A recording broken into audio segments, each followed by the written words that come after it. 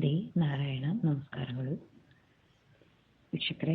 ಈಗ ನಾನು ಮಾಘ ಪುರಾಣದ 26ನೇ ಅಧ್ಯಾಯವನ್ನು ಹೇಳಲಿಕ್ಕಿದ್ದೇನೆ. ವಿಶೃಂಖಲನು ಮಾಘವ್ರತ ಮಾಡಿ ಪವಿತ್ರವಾದದ್ದು, ಇದರ ಕುರಿತಾಗಿ ಹೇಳಲಿಕ್ಕಿದ್ದೇನೆ. ವಿಶೃಂಖಲ, ನಿಜಕ್ಕೂ ನೀನೇ ಧನ್ಯನು, ನಿನ್ನ ತೇಜಸ್ಸೇ ನಿನ್ನ ಪುಣ್ಯ ಸಂಪಾದನೆ ಬಗೆಗೆ ಹೇಳುತ್ತಿದೆ ಅಂತ ಹೇಳ್ತಾರೆ ಬ್ರಾಹ್ಮಣರು. ಅಂದರೆ ಮನುಷ್ಯನಲ್ಲಿರುವಂತಹ ಪುಣ್ಯಾತ್ಮನ ಪಾಪತ್ವನ ನೋಡ್ಲಿಕ್ಕೆ ಅವ್ರ ಮುಖದಲ್ಲಿರುವ ತೇಜಸ್ಸೇ ಕಾರಣ ಅಂತ ಹೇಳ್ಬೋದು ನಾವು. ಅಂದ್ರೆ ಪುಣ್ಯ ಸಂಪಾದನೆ ಮಾಡಿದವನ ಮುಖದಲ್ಲಿ ಅಷ್ಟು ತೇಜಸ್ ಇರ್ತದೆ ಅಂತ. ನಾವು ಕೆಲವೊಂದು ಗುರುಗಳನ್ನೆಲ್ಲ ನೋಡಿದಾಗ ಏನ್ ತೇಜಸ್ಸಿದೆ ಈ ಗುರುಗಳ ಮುಖದಲ್ಲಿ ಹೇಳ್ತೇವೆ. ಅಂದ್ರೆ ಅವರಷ್ಟು ಪುಣ್ಯ ಸಂಪಾದನೆ ಮಾಡಿರ್ತಾರೆ. ಅದಕ್ಕಾಗಿ ಯಾರಾದ್ರೂ ಅವ್ರಿಗೆ ನೋಡಿದ್ರೆ ನಮಗೆ ಅವ್ರನ್ನ ನೋಡಿದಾಗಲೇ ಕೈ ಮುಗಬೇಕು ಅಂತ ಅನ್ನಿಸ್ತದೆ. ಹಾಗೆ ತೇಜಸ್ಸು ಅಂದ್ರೆ ಅದು ಬಾಯಲ್ಲಿ ವರ್ಣಿಸಲಿಕ್ಕೆ ಅಸಾಧ್ಯ ಅಂತಾನೆ ಹೇಳ್ಬೇಕು. ಅಂದ್ರೆ ಆ ಬ್ರಾಹ್ಮಣ ಅವನಿಗೆ ಹೇಳ್ತಾನೆ, ವಿಷ್ಣುಕಲ್ನಿಗೆ, ನೀನು ಪಾಪಗಳಿಂದ ಬಿಡುಗಡೆ ಹೊಂದಿರುವೆ. ಈಗ ನಾನು ನಿನ್ನನ್ನು ಬರಹೇಳಿದ ಉದ್ದೇಶವೆಂದರೆ ಮಂತ್ರ ಸ್ನಾನದಿಂದಲೂ ಪವಿತ್ರ ಜಲದ ಸ್ನಾನದಿಂದಲೂ ನಿನ್ನನ್ನು ಪವಿತ್ರ ಮಾಡುವುದೇ ಆಗಿದೆ ಎಂದು ಹೇಳಿದ ಬ್ರಾಹ್ಮಣನು ದರ್ಬೆಯನ್ನು ಹಿಡಿದುಕೊಂಡು ಮಂತ್ರಸೇಚನಗೊಳಿಸಿದ ಜಲದಿಂದ 3 ದಿನಗಳ ಕಾಲ ವಿಶೃಂಖಲನಿಗೆ ಸ್ನಾನ ಮಾಡುತ್ತಾನೆ. ಈ ದಿನಗಳಲ್ಲಿ ಅವನು ಅನ್ನ ನೀರು ಮುಟ್ಟಿರಲಿಲ್ಲ. ಬಳಿಕ ಬ್ರಾಹ್ಮಣನು ವಿಶೃಂಖಲನಿಗೆ ಧರ್ಮಸಾರವನ್ನು ತಿಳಿಸಿ ಅವನಿಗೆ ಗೃಹಸ್ಥಾಶ್ರಮವನ್ನು ಸೇರಲು ಅಪ್ಪಣೆ ಕೊಡಿಸ್ತಾನೆ.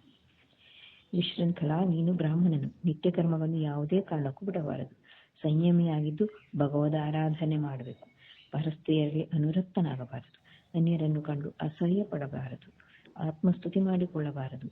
ನಿನ್ನಲ್ಲಿ ಆಶ್ರಯ ಕೋರಿ ಬಂದ ಅತಿಥಿಗಳನ್ನು ಆಧರಿಸು.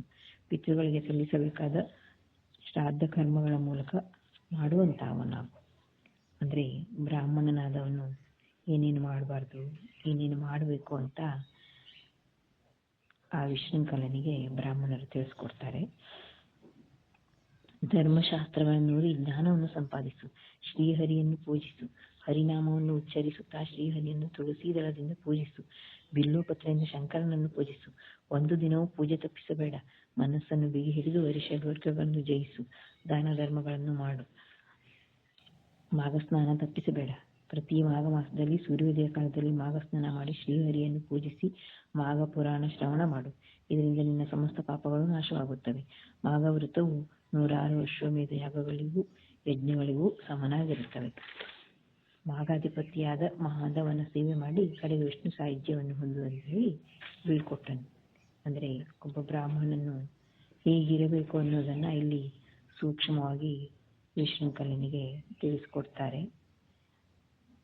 ಆ ಮಾತು ವಿಶೃಂಖಲನಿಗೆ ಮನದ ಆಳಕ್ಕೆ ತಟ್ಟುತ್ತದೆ. ಆಗ ಅವನು ಬ್ರಾಹ್ಮಣನ ಮಾತಿಗಿಲ್ಲ ಹೇಳಲಾಗದೆ ವಿಶೃಂಖಲ ತನ್ನ ಊರಿಗೆ ಮರಳಿ ಗೃಹಸ್ಥಾಶ್ರಮವನ್ನು ಪುನಃ ಸ್ವೀಕರಿಸ್ತಾನೆ. ಪ್ರತಿ ವರ್ಷದಲ್ಲಿ ಮಾಘ ಮಾಸದಲ್ಲಿ ಮಾಘ ಸ್ನಾನ ಮಾಡುತ್ತಾ ಸ್ವಧರ್ಮ ನಿರತನಾಗಿ ಶ್ರೀಹರಿ ಪೂಜೆ ಮಾಡಿ ಇಹಲೋಕದಲ್ಲಿ ಸುಖಿಸಿ ಕಡೆಗೆ ಶ್ರೀಹರಿಯ ಸಾನ್ನಿಧ್ಯವನ್ನು ಪಡೆಯುತ್ತಾನೆ. ಸ್ವಧರ್ಮೇ ನಿಧನಂ ಶ್ರೇಯಂ ಅಂತ ಇದೆ.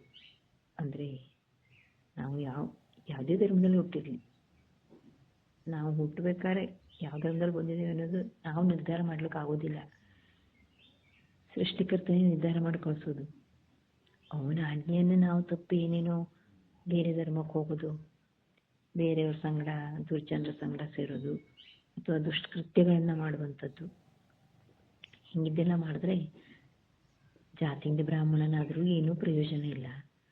ನಾವು ಯಾವ್ಯಾವ ಜಾತಿಯಲ್ಲಿ ಹುಟ್ಟು ಬಂದಿದ್ದೇವೋ ಆಯಾ ಮತಧರ್ಮದ ಅನುಸಾರನೇ ನಾವು ನಡಿಬೇಕು. ಹಂಗೆ ನಡೆದ್ರಷ್ಟೇ ನಮಗೆ ಶ್ರೇಯಸ್ಕರ ಅನ್ನುವಂಥದ್ದು ಇಲ್ಲಿ ಕಂಡು ಬರ್ತದೆ ಅಂತ ಹೇಳಬಹುದು. ಅದರಿಂದ ಜನ್ಮಮುನಿ ಹತ್ರ ಮಾಘವ್ರತಂತಹ ಪಾತಕಿಗಳಿಗೂ ಆದರ್ಶಪ್ರಾಯವಾಗಿದೆ. ಇದರಿಂದ ಪಾಪಿಯಾದವನು ಪಾಪಮುಕ್ತನಾಗಿ ಸುಖಿಯಾಗಬಹುದು. ಬಾಯಿ ಮಾತಿಗೂ ಮಾಘ ಸ್ನಾನ ಮಾಡುವುದಿಲ್ಲ ಅಂತ ಹೇಳಬಾರದು. ಮಾಘ ಸ್ನಾನ ಪವಿತ್ರವಾದುದಾಗಿದೆ. ಮಾಘ ಸ್ನಾನ ಮಾಡುವವನು ನರಕದಲ್ಲಿ ತೊಳೆದಾಡಬೇಕಾಗುತ್ತದೆ. ಮಾಘ ಸ್ನಾನ ಮಾಡಿದವನು ಎಲ್ಲ ಸುಖಗಳನ್ನು ಅನುಭವಿಸಿ ಕಡೆಗೆ ಶ್ರೀಹರಿಗೆ ಸಮೀಪನಾಗುತ್ತಾನೆ ಎಂದು ಹೇಳಿದ್ದಾರೆ. ಈ ರೀತಿಯಾಗಿ ಬ್ರಾಹ್ಮಣನು ವಿಶೃಂಖಲನಿಗೆ ತಿಳಿಸಿ ಎಲ್ಲ ತಿಳುವಳಿಕೆಯನ್ನು ಕೊಡ್ತಾನೆ ಎಂಬಲ್ಲಿಗೆ ಅಧ್ಯಾಯ 26 ಸಮಾಪ್ತಿಯಾಗ್ತದೆ. ಧನ್ಯವಾದಗಳು. ತಂದೆ ನಾರಾಯಣ.